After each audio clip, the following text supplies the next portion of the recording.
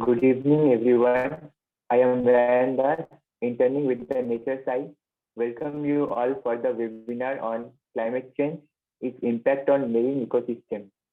Before we proceed, I would like to introduce my team members present here: JSN Spandana, Akansha Singh, Akshita Garg, and our guide, Ms. Aparna Sinha.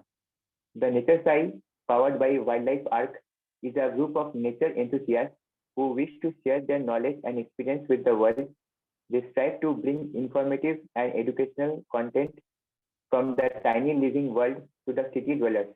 Their motto is to empower environmentalists by creating opportunities not only for budding environmentalists, but also the people related to this field and also the ones who want to join in through their various offline and online programs. The Nature's Eye works on bridging ecology and economy.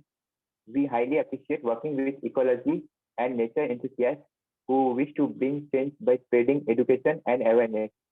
This workshop is one such attempt within the training and internship program which we are a part of. There are a number of such events in the line as well. Now coming towards today's event, we have among with us our speaker, Dr. Nehru Prabhakaran. Dr. Nehru Prabhakaran is a scientist at the Wildlife Institute of India.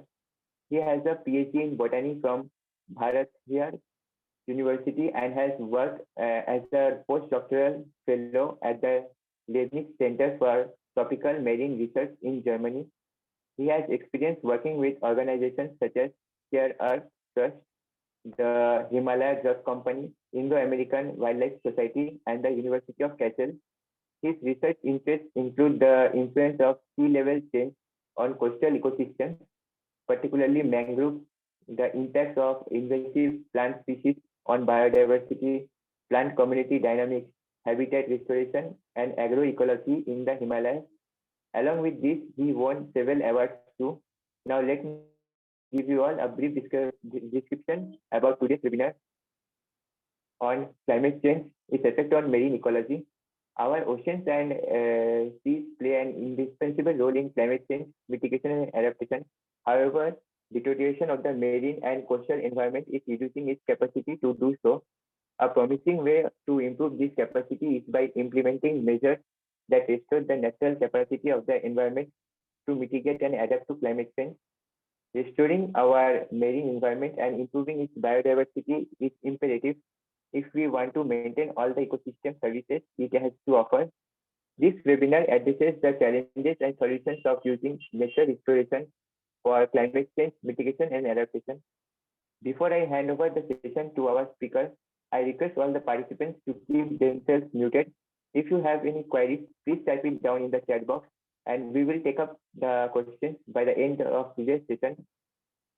We have a quiz also prepared for all of you at the end of the session, so please make sure you stay till the end. Each certificate will be provided to all of you. Thank you once again, and over to you, sir. Okay, thank you, Ryan. Thank you for a very enlarged introduction for myself. It's nice to see everybody and Saturday evening, and thanks for making time to come forward to attend this particular webinar. Let me share my screen first.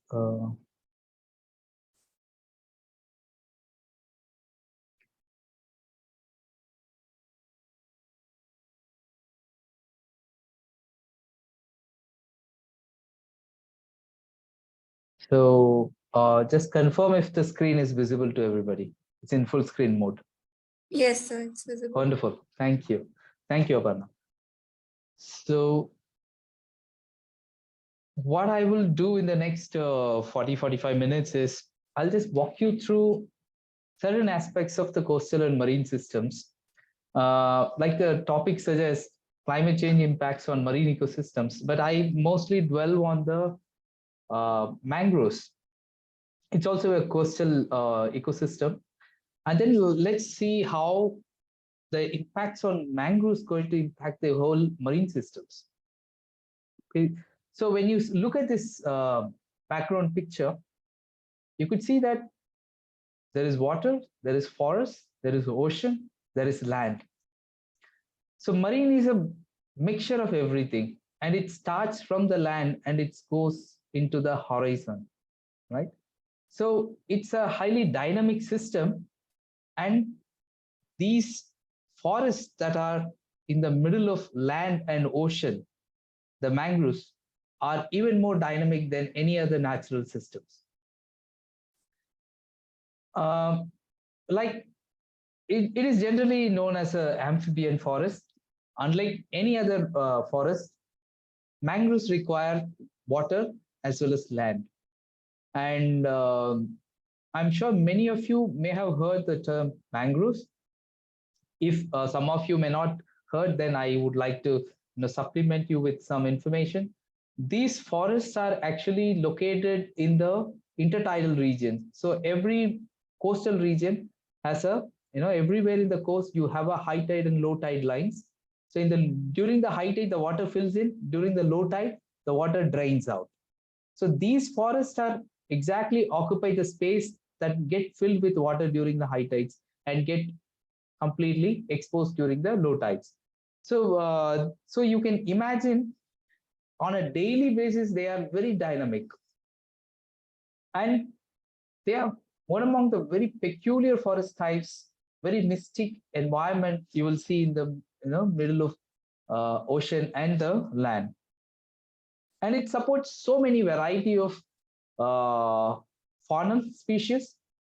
One is, of course, the Royal Bengal tiger in the Sundarbans, and there are much more than just tigers. Look at this. Uh, Many of you may be wondering what it is. This is nothing but a living fossil. It's a horseshoe crab. Horseshoe crabs are almost evolved along with the dinosaurs, so they haven't changed anything for a very, very long time. And for these kind of creatures, the horseshoe crabs, mangroves are one among the important habitats. And of course, like the tigers in the land, the saltwater crocodiles for the coastal and marine systems. These apex predators use mangroves extensively. And you can see in this particular image, you have crocodile, you have mangrove roots, and then in the deeper channels, you can also see there are some grasses. Let me come to that later, but for now, you can see this roots and the crocodile, and then you can also see this one seedling that is trying to grow up, but it is now submerged in the water. So this is more likely during a high tide time. And when we talk about mangroves, it's one among the bountiful biodiversity rich area in the ocean. Look at this picture. You have mangrove stilt roots, and then you have other nematophores, probably Avicennia. There are multiple number of species in mangroves. There are certain species create a root structure like this, rhizophora especially, and then you have other roots. Just see, look at the ground. You have other type of roots. There's a pencil roots, mostly Soneraceae or Avicennia. There are different species. They form this kind of different kinds of roots. So these kind of areas often, with so much of fishery resources and very unique biodiversity area. And when you look at the mangrove distribution globally, they are not found everywhere. They are found only along the coastal areas of tropical coastal lines, tropics as well as the subtropics. For example, the western part, if you see the eastern, the southern Australia and New Zealand, these are subtropical areas. So they managed to have a subtropical distribution as well. So it's found all across the world, only along the tropical and subtropical coastal lines. And as far as India is concerned, you can see even though India has a 7,000 over the 7,400 square kilometers of coastal line, the mangroves are not everywhere. They are only distributed in certain pockets. For example, here you have Gulf of Kutch, then you have the Maharashtra coast, then you have on the eastern side you have the West Bengal, where you have the Sundarbans, then you have the Mahanadi Delta, and you have the Koringa sanctuary where you have the Krishna Delta. So you have wherever there is a larger rivers flow into the ocean, you have mangrove formations, and also you have mangroves in the Andaman Nicobar group of islands. And if you look at the mangrove cover in India, it's hardly around 5,000 square kilometer, and which is almost negligible in terms of land area of India. It's hardly 0.15% of the land area in India. Okay.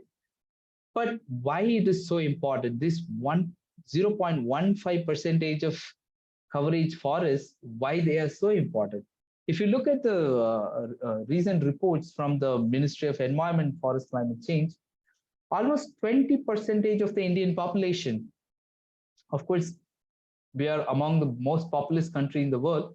So you can imagine 20% of the population means it's already around 30 million people, 30 crore, sorry, 30 crore people, and 20% of the Indian population is depend on marine resources. The marine resources means the previous slides you have seen, most of the marine resources depends on mangroves. And just some more information about mangroves. So when we talk about mangroves, what comes to our mind is for the western coast of India, whatever the mangrove you see is mostly very stunted in growth, not too much tall, not more than 5 meters often. So especially in the Gulf of Kutch region or the Gujarat coast, where you have the second largest mangrove area in India, it's mostly a monodominant stand, only one species occur, and it's all very stunted in growth. Most of the vegetation is just 3 meter or 4 meter in height, right? Whereas you also see this kind of really tall, humongous mangrove forest. So these forests are from this picture is from the Andaman Islands, especially the northern Andaman Islands. If you look at both the pictures, you have a very stunted growth and then you have a luxuriant growth. What determines this kind of growth in mangroves? It's basically the amount of nutrient that come from the water, the amount of freshwater availability. And if you look at the seawater, it's around 35 parts per million salinity, right? The salt content is around 35%.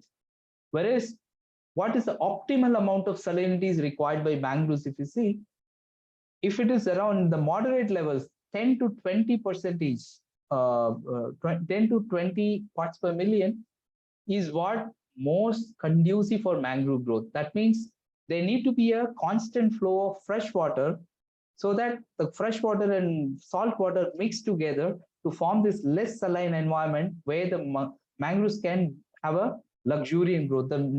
Of course, the Andaman Islands, where you have more than 3,000 millimeter rainfall, is good enough to have that perfect combination of salt and fresh water so that you have a luxuriant growth of mangroves. And again, if you look at the mangroves, like I said, the below chart, if you see, this is the tidal chart of Andaman Island, 2 weeks. If you see that it on a daily basis, the tides go up and down. For most of you who may not know about the tidal charts, so basically every coastal region undergoes high tide and low tide twice in a day at the cycle of around 6 hours 30 minutes. So every 6 hours 30 minutes the tide alters. Okay, it from high tide it goes to low tide, again the cycle continues. And if you see this particular tidal chart, not the tide is very static, it is also very dynamic. So these for example, in the middle, if you see, there is not much of a difference between high tide and low tide, right? On the y-axis you have the meters, the height of the waves. So you have very less fluctuation in water, whereas towards the end of this chart you have high fluctuation. The high tide heights are also go beyond 2 meters.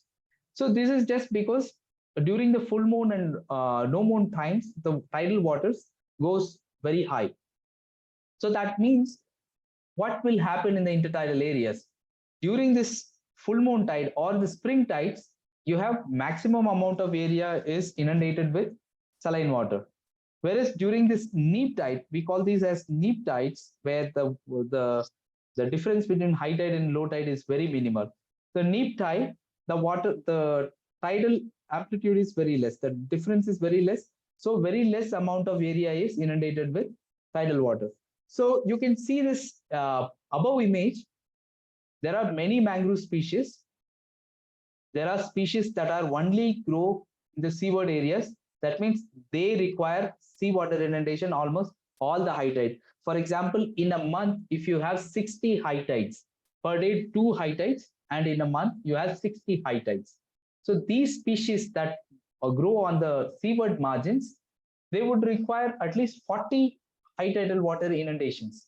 Whereas the ones that are on towards the terrestrial areas, towards the landward side, hardly some 5 or 10 high tide is good enough for their survival. So in a month, they just require some 5 high tides or 10 high tides out of the 60 high tides. So based on the tidal inundation regime, you have a very different species colonizing each of the zones in mangroves. And what is so important about mangroves? When we talk about mangroves, especially in the recent times, there are a lot of talks about mangroves in terms of mitigating climate change. Even if you follow the news, just a month ago, when our Prime Minister went to Bali for the G20 meet, all the G20 country representatives were posed with a mangrove sapling in their hands, planting mangroves. Okay, what is the significance? We are experiencing a climate change. There is a high carbon levels in the atmosphere. The carbon levels in the atmosphere keep increasing. We need to bring those levels down, and mangroves can play a very significant role. That is why that is the significance of mangroves. You see in this graph, you have vegetation. All the vegetation grow by absorbing carbon. That is a very basic understanding of any vegetation, right? Any forest, if you see, any plant, if you see, they absorb the carbon for their growth. Okay, each of the cells in a plant is made up of carbons, right? But why the tropical forests or other boreal forests or temperate forests are not having so much of carbon stocks, but the mangroves having so much of carbon stocks per hectare? This is just because the mangroves are in an anaerobic condition. They produce so much of root mass, and these root is actually cannot leach out. They basically absorb the carbon and bury them.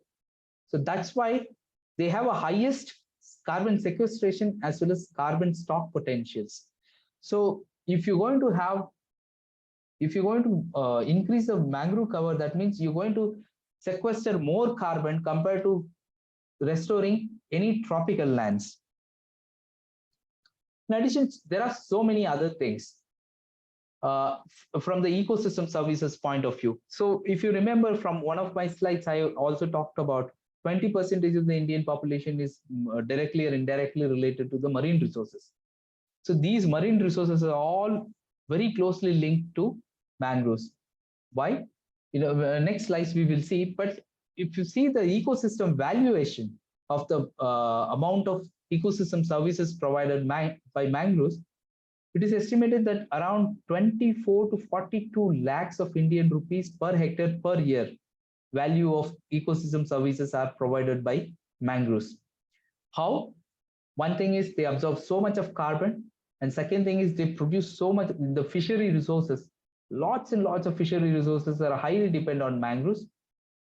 And then water filtration and coastal protection. We maybe keep hearing about the super cyclones in Indian coastal region, in the west coast as well as the east coast, especially around Odisha and Sundarbans region or West Bengal. So how are we going to protect our economy around the coastal regions, or how you're going to protect the people around the coastal regions? In this case, mangroves play a very significant role. Most of the places where the mangroves exist, there was hardly any impact on the human lives or human economy. So all this put together makes mangroves one among the most important or most significant in terms of ecosystem services. Like you see in this graph, like you see in this image, you have mangroves and you have so much of fishes in this. And these are nothing but a fingerlings of some fish species. And why these fish species come to mangroves? Most of the mangroves are the breeding grounds of almost more than 50% of the marine resources, fish especially, come to mangroves for their breeding. And why they come to the mangroves for breeding? One thing is mangroves have high nutrient content.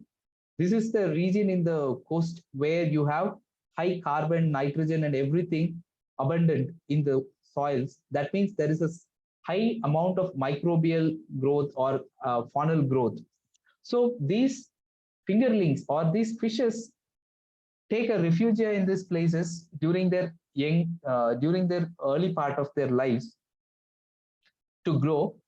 And also these mangrove roots provide them as shelter. So they can, as a young ones, they are very prone to predation by large fishes or predatory fishes.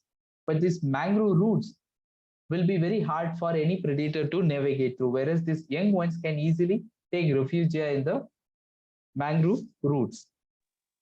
And therefore, mangroves play a very significant role in terms of the livelihood of a lot of people.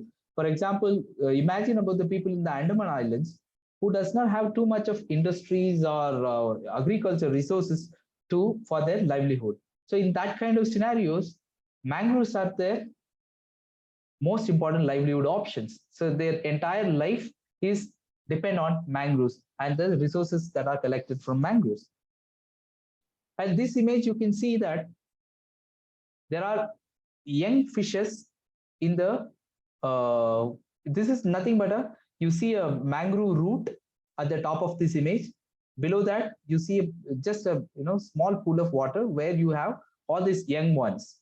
Okay, this is a crab burrow. In that, there is a some amount of water is stagnant during the low tide. So all these fish, young ones, take a refuge in mangroves, and they will not leave the mangroves until they attain some size.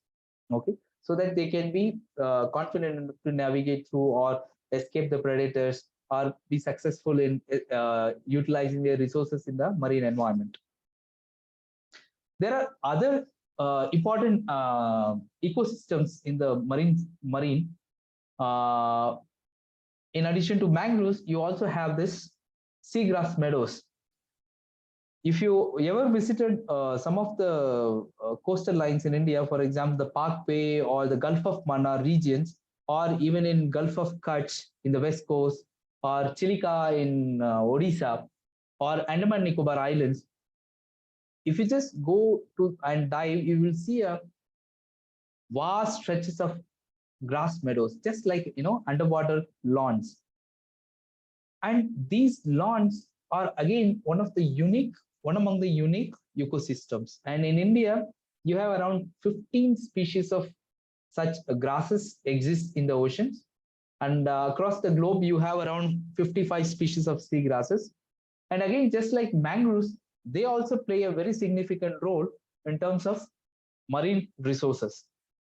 Most of the marine fauna come to seagrass and mangroves for their breeding, because these environments are, of course, enriched with nutrients. And you can see, plenty of marine faunal species growing in the seagrass meadows. And not only the fishery resources, but also unique organisms, unique faunal species. For example, this dugong. These dugongs are one among the very endangered species in India. Only in 3 sites in India you will see these animal. One in Gulf of Kutch, and then Parkway and Gulf of Mannar in Tamil Nadu, and then Andaman Nicobar group of islands. In India, hardly some 250 individuals are believed to exist. What they feed on is simply the sea grasses. Just like any other large herbivores, these dugongs also completely depend on the seagrass meadows. Wherever there is a seagrass meadow, they just feed on the seagrasses and they are happy there. And If you go a little deeper in the ocean, you have mangroves in the intertidal, and then seagrasses in the intertidal and subtidal. And then if you go to the pelagic zones, or if you go to the subtidal where the water never recedes, you have this coral reefs, beautiful coral reefs. How do they exist? What gives them the color? One of this again a very unique system. It's a symbiotic relationship between coral and algae. So these are microscopic zooxanthellae, algae called zooxanthellae. They, in fact, they go and occupy the corals, and they photosynthesize, and the corals receive the food and energy from the algae. Therefore, this symbiotic relationship makes this algae and uh, corals, makes these oceans even more beautiful. And just like the seagrasses and mangroves, the coral reefs also play a very important role in terms of marine biodiversity. You can see so much of resources, so much of diversity is depend on the corals. You have very different species of fishes. You have shark. You have rays, and then you have sea urchin. You name it. So many different varieties of marine fauna is depend on mangroves, seagrasses, and coral reefs. And then you have another system that is kind of the last one in terms of the marine systems. It cannot be completely called as a marine system. These are salt marshes where the water is stagnant during the monsoon times, but during the summer, the water completely recedes. And these salt marshes, usually with herbaceous vegetation, and again, just like mangroves, they also anaerobic environment for half of the year, but the rest of the year they also get dried up. And in India, you have these salt marshes across the Indian coast, but majority of them are restricted to the Gujarat and Tamil Nadu coast. Gujarat, especially the Gulf of Kutch region, Ran of Kutch. But you have these 4 different unique ecosystems, and which are very much linked to each other. But at the same time, they are also one among the most endangered. Why they are most endangered? Because if you see the entire tropical coastal line, the entire tropical coastal line in the globe is one among the most populous in the world. The most populous, as well as the poverty also in the coastal tropical coastal lines are much higher compared to the inland tropical lines. Therefore, there is a huge crunch for resources. Therefore, the mangroves or salt marshes are the first places to be cleared for the human settlements. And there are diverse amount of threats, not only the climate, majority of them are related to human. For example, the aquaculture, pollution, or just logging, or coastal development. So all these things are related to the human related threats. But also these mangroves and other coastal and marine ecosystems have a great burnt of climate change. We will see in the subsequent slides how the climate change going to impact each of these systems. Before that, you just look at this. The recent times, there is a high amount of shrimp coming into the markets, and most of us may be releasing on this shrimp that is coming from the market. But where these shrimps are coming, these shrimps are usually coming from the places that were cleared of mangroves and salt marshes. So these areas are converted to shrimp farms, and because of these kind of conversions, we have lost almost more than 50% of the mangroves in the last century. And there are so many other things. Of course, you can see from this particular image, one side you have mangroves and the other side it is completely cleared for shrimp farms. And why we say about one side you have the anthropogenic stress, that means human related stress. The other side you have climate stress. For example, the global warming, you look at the amount of warming in the land and the ocean, Of course, after the 1980s, you have a clear spike in global warming, clear spike in ocean surface temperature and land surface temperatures. But how this is going to impact mangroves? Look at the sea level change. Sea level rise is again highly linked to the global warming. When the polar regions lose its ice sheets, the water levels in the oceans definitely going to increase. And look at this particular map where the sea level change is depicted. Look at India. India is also one among the region where there is a high amount of sea level rise. And of course, in the Southeast Asia, where you have maximum amount of corals, mangroves, is where you have one among the high sea level rise scenarios. But there are other linked things. Look at this particular trend chart of 1900 to 2019 about the number of natural disasters. There is a clear spike in the number of natural disasters across the world. And especially if you look at the cyclones, and this spike is mostly related to the flooding events, droughts, floods, and cyclones. And most of you maybe, in the recent decade at least, every year in Indian coast, you see at least a couple of cyclones hitting Indian coast, right? It has become almost a regular trend. But if you see 10 years or 20 years back, it's not the case. We used to have cyclones, but not at this frequency. So, and also the intensity of cyclones. Earlier, we used to have cyclones, but the intensity of cyclones are also not that high as compared to what we are experiencing in the recent times. So the data suggests that almost 15% increase in high intensity cyclones across the globe in the last 3 decades. And what will happen if there is high intensity cyclones? This is one of the examples from Tamil Nadu coast. This is from Muthupet mangroves, somewhere close to the Muthupet mangroves in the Tamil Nadu coast.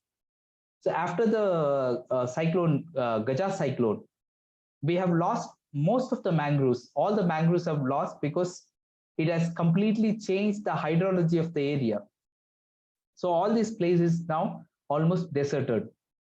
And what will happen if there is a sudden increase in sea level?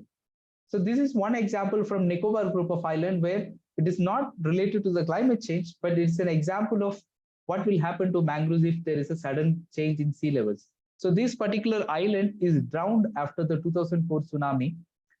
After this drowning of the island, the sea level increased. So like I mentioned in the beginning, the mangroves exist only in places where there is a high tide and low tide. It's an intertidal area. So half of the time it is exposed, half of the time it is under the water. Now, because of the increase in sea level, it is permanently inundated with seawater. That means it's no longer conducive for the mangroves to exist. This may be the case in the future if there is a spike in the sea levels across the globe. And of course, sea level rise is not something new. It is happening for a very, very long time.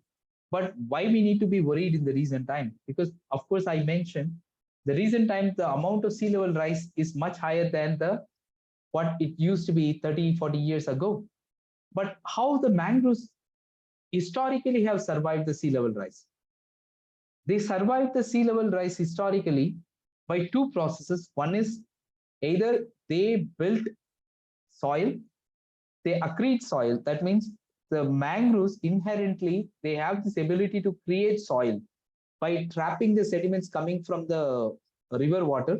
If you see the river water, it is of course murky, right? It carries a lot of soil particles. So mangroves act as a sponge. It just stops all the sediment that is coming from the land. So these sediments get accumulated in the mangroves, and also mangroves produce so much of root. This root also contribute to the soil accretion. So mangroves accrete soil. So if the accretion rate is equivalent to the sea level rise, then the mangroves are safe. But what if the accretion rates are less and the sea level rise rate is high? The recent research across the Southeast Asian countries suggests that most of the mangroves in the Southeast Asian region is accreting less sediment. For example, if the sea level rise is 3 millimeter, they are accreting only 1.5 millimeters of soil. So that means the mangroves in the Southeast Asia are more vulnerable to sea level rise and the climate change. And the second thing is, one is by accreting soil. The second is the mangroves also move towards the land. If there is an increase in sea level, the mangroves have to move towards the land, right? So what will happen in that case? These seaward species, a few number of seaward species will shift landward, and these landward species, they will go again landward, right? But like I mentioned, the entire tropical coast is highly populated. Already there is a degradation of mangroves for space. Mangroves are cleared to create human space. But in that case, whether there will be a possibility of mangroves to move towards land, the chances are very bleak. Look at this particular case. There was a sea level rise in Nicobar group of islands after the 2004 tsunami, but the mangroves managed to move towards landward. So this particular place where what you are seeing is, these are all terrestrial forests before the tsunami. After the tsunami, the land is submerged, so it has become intertidal. So the mangroves are automatically colonizing. And again, one more site where it was a terrestrial place with a lot of coconut plantations. Now, because of the drowning, now the mangrove, it has become intertidal, where the mangroves are now started colonizing. But this is a Nicobar group of islands. But what is happening in the Andaman group of islands? Andaman Islands also subsided, that means drowned. But this particular image, what you are seeing in the edges of this image, whatever you see is a mangrove palm called Nipa fruticans. This entire reclaimed area was just 2 months back when I went to the Andaman Islands in 2019. This entire area was mangroves. Because it was submerged land, people again reclaimed the land with filling a lot of debris. So that means landward shifting of mangroves is going to be a difficult ask in the places where there is a high human density. But only this is the case. There are other scenarios as well. One thing is the sea level rise, but also there is a sediment erosion. Most of you may have heard about the Sundarbans. Sundarbans is the world's largest stretches of mangroves. And what is happening in the Indian part of Sundarbans? This is a western part of Indian Sundarbans. This is a Sagar Island. What you see in blue is the erosion. All these areas are eroded. That means the soil is taken away. And then these greens, the dark greens, what you see is accreted areas. It took the soil from here and deposited here, but the deposited lands are very less compared to the eroded lands. Most of the Indian Sundarbans are eroding. Why this erosion? Because there is a high frequency of cyclones. When there is a frequency of cyclone, that means the wave action is also very high. The wave action is high means it's going to take away the soils. If it is taking away the soils, means the soil is going to keep eroding. That means the land is keep drowning. If it is drowned, then automatically we're going to lose a lot of mangroves. On the other chart, what you're seeing is the salinity increase. So in the central part of the Sundarbans, this is the salinity over almost 20 years. From 1980s to 2000, the salinity increase was much less. But after 2000, you see a sudden spike in the salinity in the central part of the Sundarbans. That is just because the water is diverted for human purpose. The Ganges River or Brahmaputra River that flow into the Sundarbans, all this river water is transferred or diverted for human usage. That means the salinity of the mangroves is keep increasing. That's again putting a lot of pressure on mangroves. Obviously, this kind of scenario is going to degrade the mangroves. And what will happen to the seagrasses?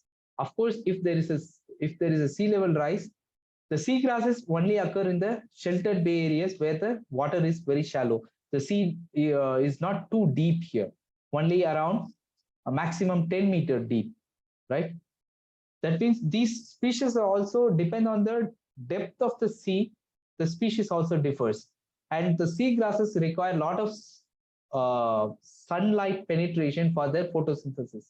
Once the mangroves degrade, it going to lose a lot of sediment into the ocean systems. If the mangroves are leaving a lot of sediment into the waters, that means the water turbidity will increase. That will automatically reduce the photosynthesis rate of the seagrasses, and the seagrasses will automatically reduce its functionalities, or it will automatically disappear from those areas. And it's the same case with corals. You may be hearing about this bleaching events in corals. What is the bleaching events in corals? In when the sea temperature rises even marginally for 1 degree, the association, like I said, the symbiotic association of algae and the corals will break down. If the ocean temperature increases, the zooxanthellae, the algae that residing in the corals, will get removed from the corals. That means all these corals will lose its colors or lose its algae association. That means all the productivity of the corals will go down. And such mass coral bleaching events are becoming more and more frequent in the recent decades. You may have heard the Great Barrier Reef in Australia very frequently now getting bleached, and in Indian coast also, the Gulf of Mannar, or even in Andaman Nicobar group of islands, the bleaching has become much frequent compared to the historical trends.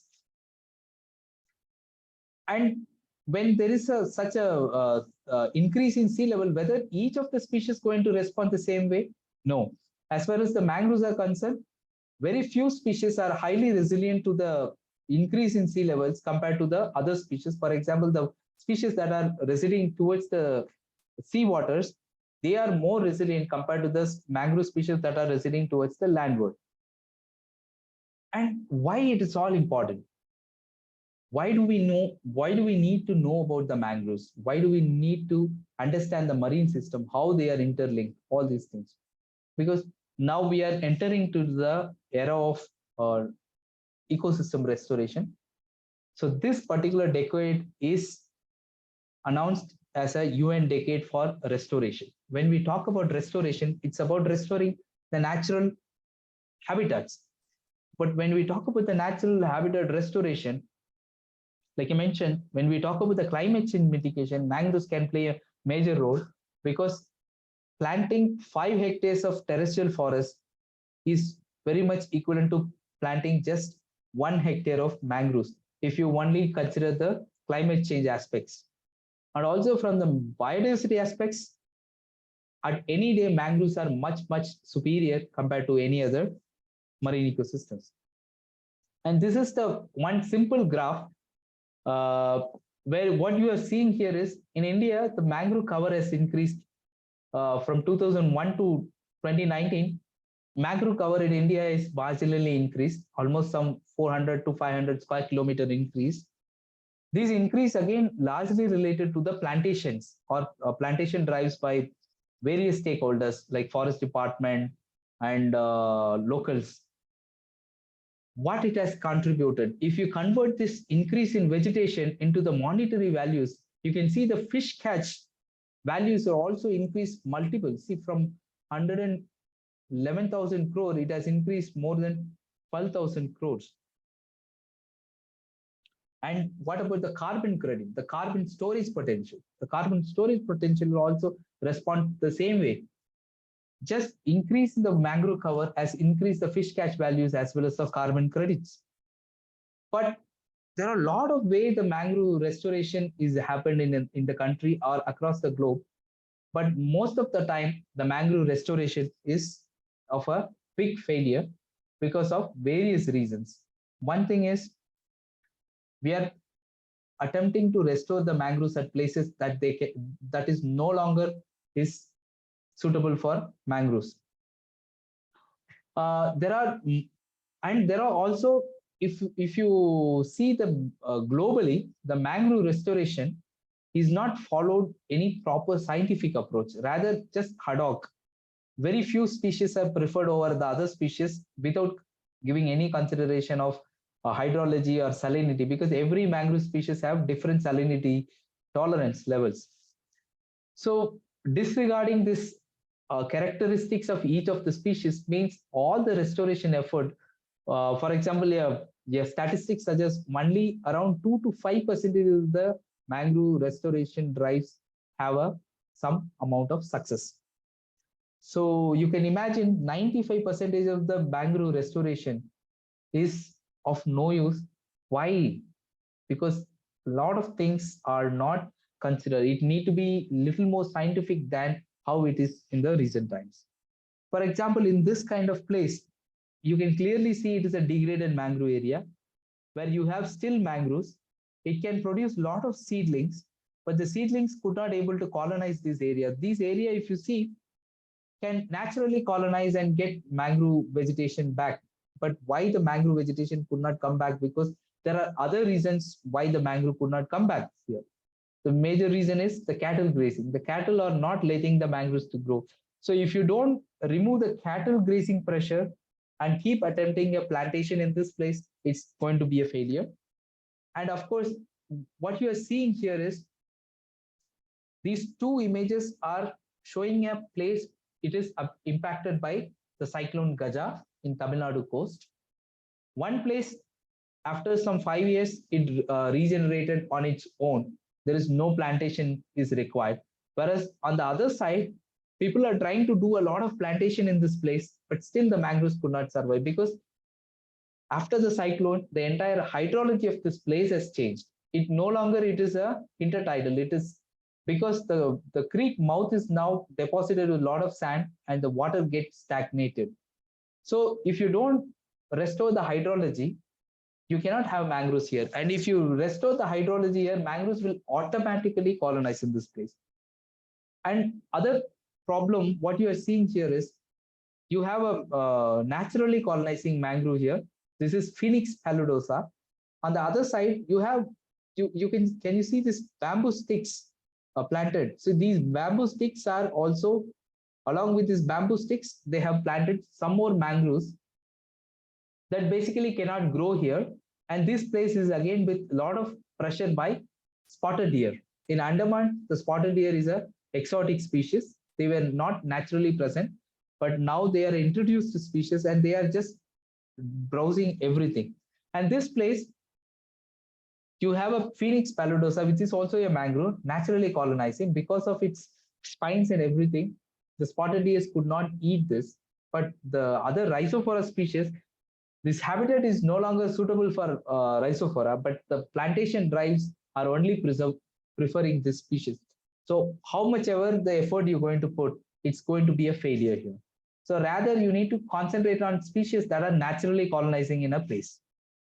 And another harmful thing in mangrove restoration drives is what you're seeing in this image is mangroves are planted over the seagrass habitats. Often in media, you will see 10,000 seedlings of mangroves are planted. Or just to create a Guinness record, you plant so much amount of mangrove seedling in one day. So often you don't have that much amount of space to plant mangroves, right? So what happens is when you have this unscientific plantation drives, you plant it over the intertidal meadows of seagrasses. So seagrasses are also a unique ecosystem that is as much important as mangroves. So disregarding these facts create a lot of failure or wastage of money and human effort in the plantation drives. And this kind of areas, again, this is a salt marsh. It's not an intertidal area. It is only during the monsoon you have water stagnated here, and during the summer the water completely dries. And you can see that there is a fishbone technique tried here. It's a salt marsh where the mangroves cannot grow. So this kind of unsuitable habitats are preferred for mangrove restoration is something we need to think about. And why do we talk about all these coral reefs, seagrass, and mangrove? Because in a way, these three ecosystems are highly linked to each other. All the marine fauna that you see in the coast and marine systems actually move among these three different habitats. The mangroves and seagrass having the highest nutrient load provide them a safer haven, and also the seagrass, the coral reefs provide them other kinds of suitable environment. That means these three ecosystems provide a big role and impacting, one. If you lose one of this, that means it will create a chain link, or it will have a coupled effect on other ecosystems. So if there is a stress on mangroves, that means it will impact the seagrass and it will impact the corals. That means it will impact the whole marine system. And but what do we need to do? So we have a lot of things going on. We have a climate change. We have human related stress on the marine systems. At least we can remove the human pressure on the marine systems. And this particular cartoon, I think some 1 year ago, it appeared in the green humor page of Hindu newspaper. What you're seeing is it's a very realistic scenario. You are spending so much of money on coastal evacuation and reliefs after the cyclones, right?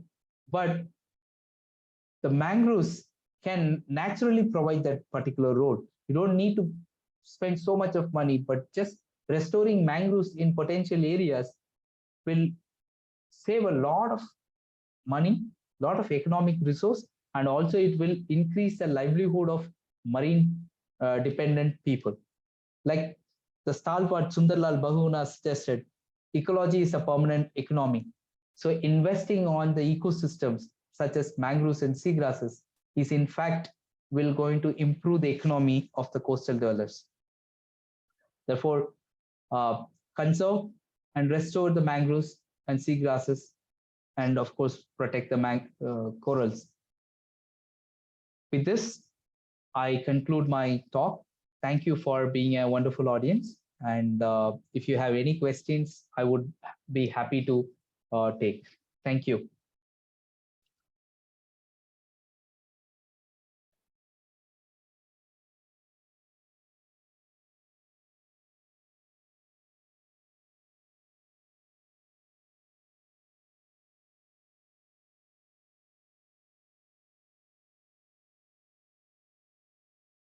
Any questions?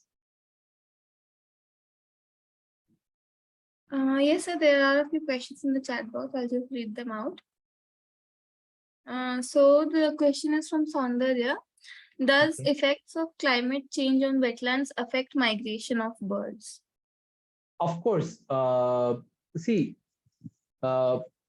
birds, just like any other organisms, are there in the marine environment, like coastal and marine systems like mangroves or seagrasses. They are there just because of the resources. If the mangroves or seagrasses or salt marshes going to be affected, that means the nutrient load in that places or the natural resources in that place going to change. If it's going to change, that means it's no longer going to be suitable for any or most of the faunal species like birds. And of course, birds being a highly migratory species, they can move between the suitable and unsuitable habitats. So of course, if you lose the mangroves or the seagrasses, it's going to contribute to migration or loss of bird diversity in that area. Okay, thank you. We have another question from Sundarbans itself. How did the species of duck in Loktak Lake appear after years? Can you give your views on that? Loktak Lake. Or the species of duck in Loktak Lake appear after years? I'm not very sure about it, but Loktak Lake, what I know about the Loktak Lake is the recent times, the freshwater flow in the Loktak Lake has increased or the flow has affected. The water levels are going up, and the Loktak Lake has this floating mass of vegetation, the grassland vegetation, floating mass of. So these floating mass of vegetations are also sinking. So there are so many things are happening in the Loktak Lake. As far as this duck species, I'm not very sure what contribute to its appearance in this place. But anyway, Loktak Lake is not a marine system. Okay, thank you for that. Then there's another thing from Anushka. Sir, Orissa has good amount of mangroves, and yet we hear about tsunamis and storm hitting its coast. Of course, see, having mangroves only can protect you from the storms.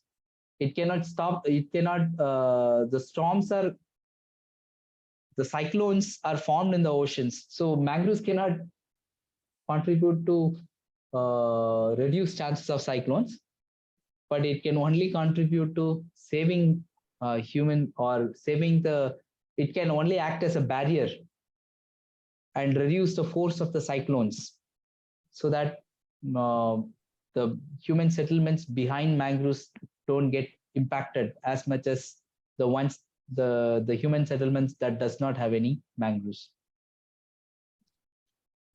And of course, Odisha gets many number, I mean, Odisha coast get many cyclones because of its own geography.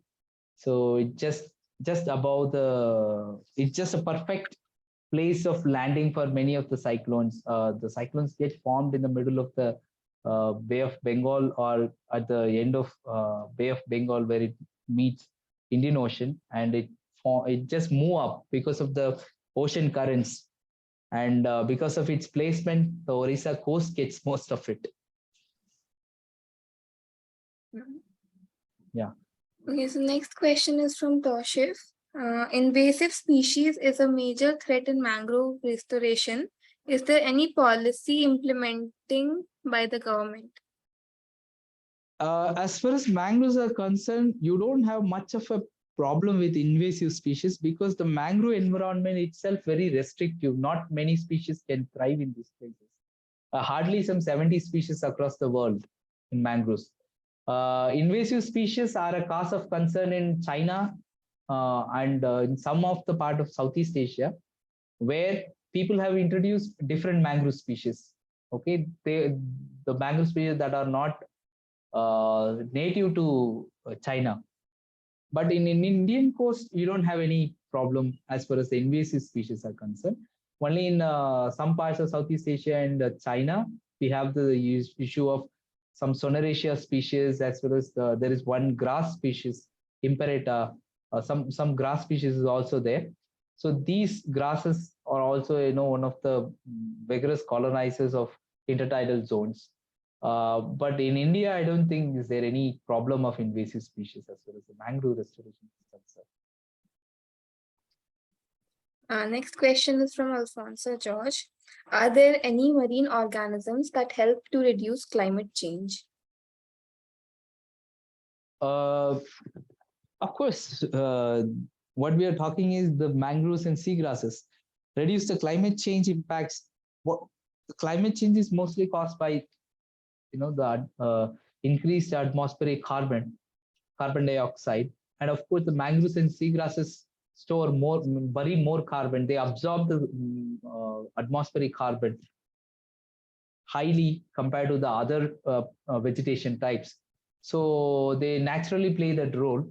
But the problem is because of as far as the mangroves are concerned, we have lost almost 50% of the mangroves across the world the last century for conversion. The land is converted for human usage. So if you can, but thankfully in the recent decade, it has reduced a lot. The mangrove degradation has reduced a lot in the recent years. So naturally, if you're going to protect mangroves, seagrasses, and salt marshes, it can play a critical role in burying a lot of carbon in the environment, and indeed it will influence in reducing the climate change risk. Next question is from Zara. As you mentioned, before restoring, we need to study habitat. So can you tell some parameters which we should consider? So restoration means you're trying to bring back to its natural condition, right? Restore means it was a mangrove and then something happened, it lost the mangrove, and now you need to restore the mangrove back. Okay, so that is the concept of restoration. So when you're looking at an habitat, first thing you need to understand is whether the conditions are remaining the same. Only you lost the vegetation or you also lost other things. For example, the hydrology. If the creek mouth that feeds the water is also blocked, that means it's no longer going to be an intertidal, right? So you need to check whether the hydrology is the same. Then you need to see what are the species that is naturally colonizing. If any degraded place, there will be some species that is naturally colonizing, right? So that species is naturally colonizing means there is a lot of environmental stress, but still this species managed to establish. So you can kind of give priority in the initial years. The restoration cannot be a one-time activity. It has to be a like at least 5 to 10 years it takes to get some success in a restoration of mangrove areas. So you need to concentrate on what kind of species you are planting, what is the salinity regime, whether that area is having enough freshwater flow. You try to restore all these things first.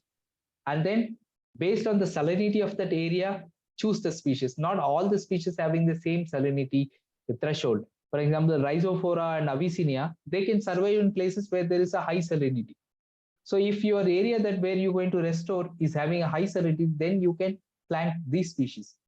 But Bruguera kind of species, there are other species that are like Bruguera, Soneraceae, Cassiolaris.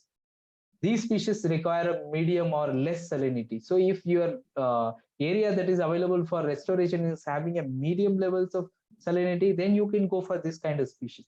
So you need to assess these kind of environmental parameters, and then also make sure if there is a natural seed flow, when propagules are naturally coming to that place. Like I said, the mangrove areas are having a lot of water fluctuation. That means the water also brings a lot of seed source. That means the mangrove propagules will float in the water and reach wherever there is a possibility of establishment.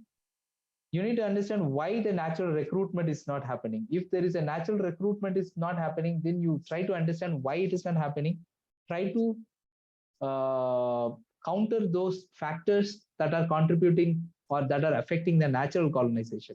Once you remove all those factors that is restricting natural colonization, then mangroves will automatically appear. For example, some places, the environmental is perfect, the seed sources are flowing into the area, but because there are a lot of cattle grazing in that place, mangrove colonization could not happen. So if you're going to, instead of planting in that places, if you just remove the cattle grazing pressure, then automatically mangroves will, automatically they will restore themselves. So these are the certain things that people need to be worried of, people need to be aware of during the mangrove restoration drives. Any more questions? Yes, sir, we have a few more. So next question is from Sahitya, where he says, sir, mangrove sites include anaerobic reactions, which release a lot of methane, which is a greenhouse gas. Then how is mangrove a better carbon sequester and helping in reducing global warming? It is again, if you compare how much it buries and how much it releases, it too less. Okay, so of course the mangrove release some amount of anaerobic, because of the anaerobic reaction, they do release a certain amount of carbon dioxide or carbon into the atmosphere. But when proportionately, it is much lesser than what it sequesters. So the amount it buries is much higher than what it releases. So that's why losing mangroves will be will have a worse impact, because losing mangroves means that area also prone to release all the carbon that is stored by mangroves, right? If you are losing the mangroves, means that area will also lose all the carbon that is stored. So if you're losing some terrestrial forest, and because of that losing of terrestrial forest, there will be some amount of carbon released to that environment. But if you're going to release, just like the mangroves sequester so much of carbon, it can also tend to release so much of carbon if there is a deforestation of mangroves. So yeah, I think the simplest answer is they they sequester more than what they release. So of course, in that way, they contribute to the climate change reduction. Okay. Next question is from Sananvi. So we know about coral restoration. If bleaching is occurring due to ocean warming or ocean acidification, then how plantation of new corals can assure that in future they won't have same fate? Or they have been genetically modified first and planted again? Like basically coral gardening point of view. See, coral restoration is again one, for me, it is still a very controversial topic. Coral restoration is a, it may sound very fancy, but in general, it may not produce so much of results. And as such, coral reefs, if you see, you have so many diverse number of coral reefs. The species richness in coral reefs are too many. But when you are, but very few species are successful in restoration. For example, the Acrophora species, that is the only species that usually preferred species in coral restorations. And then how much you're going to restore? The ocean is so vast. How much you can restore the coral reefs? And in acidification means there is no chance of anyway, even the natural corals will die off. So it's whether it is a planted coral or natural coral, it's going to have the same fate in the coral bleaching event. And genetically modified is again another topic that never explored too much. Only future research can provide some clue about it.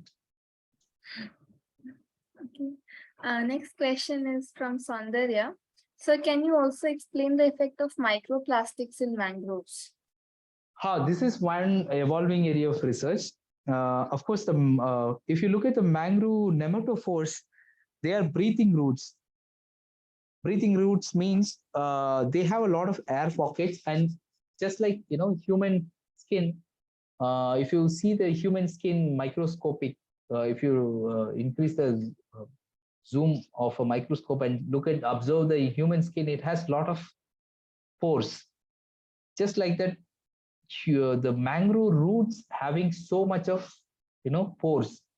These pores, the minute holes in the mangrove roots also play a major role during the low tide. When it is exposed, then there is a gas exchange, so it kind of takes as much oxygen as possible, right? So because of these minute pores are there in the mangrove roots, it can take a lot of oxygen, and the oxygen cannot penetrate in the soil, right? So with the microplastic, what could potentially happen is all these pores may get blocked and choking the mangroves, and mangroves may not efficiently use the gas exchange. But recently there are some research happening on this aspect. There is a possible impact of microplastics on mangroves, but still studies need to confirm that how much how significant that effect is. So it's still a long way to go to understand that clearly, how microplastics are impacting mangroves. Okay, we have one more question from Zara. If someone wants to conserve mangrove in a specific location, then how can they start? So very simple. One thing is, conserve and restore is two different things. Conserve means it is already there. You just need to make sure it is managed properly, right? So managed properly in the sense there is no pressure for the mangroves. The hydrology is fine, the freshwater inflow is fine, the saline water inflow is fine, and nobody is cutting the mangroves. So you need to ensure all these things, then it is fine. So this is one way. The second thing is the degraded mangrove, how you can conserve is by putting, like I already explained about the restoration, you need to understand why the mangroves first degrade, right? And try to remove those factors that contribute to the degradation.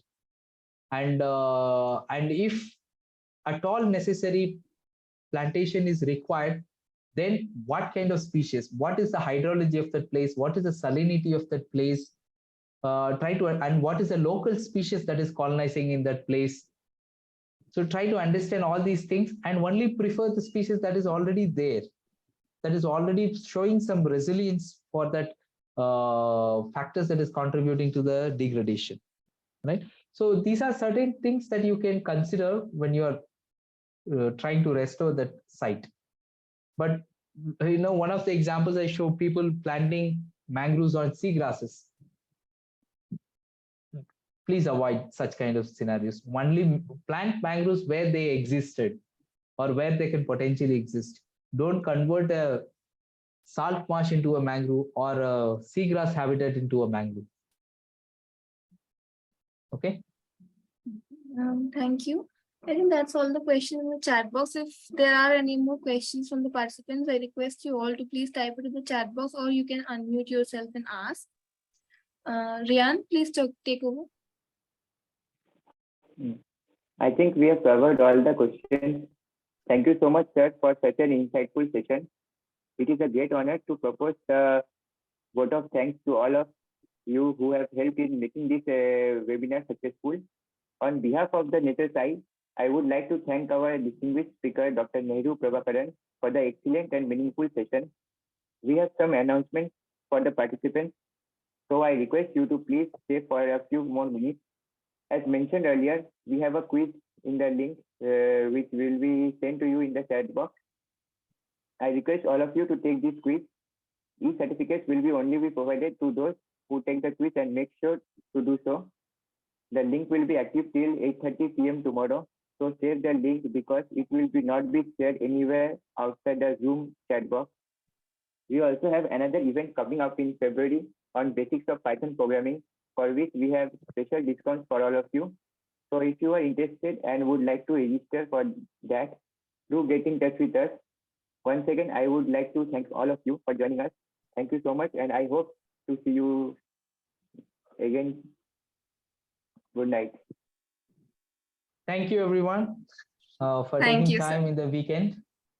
Thank you, Wonderful sir. to interact with everyone. I really enjoyed the question and answer session. Thank you, everyone. Thank you so much, sir. Okay, requesting all the participants, I repeat, please do make sure that you fill in the form for the quiz. E-certificates would only be given to those participants who do fill the form. And if you're not filling it right now, please copy and save the link somewhere else because it will not be sent anywhere outside of the Zoom chat box.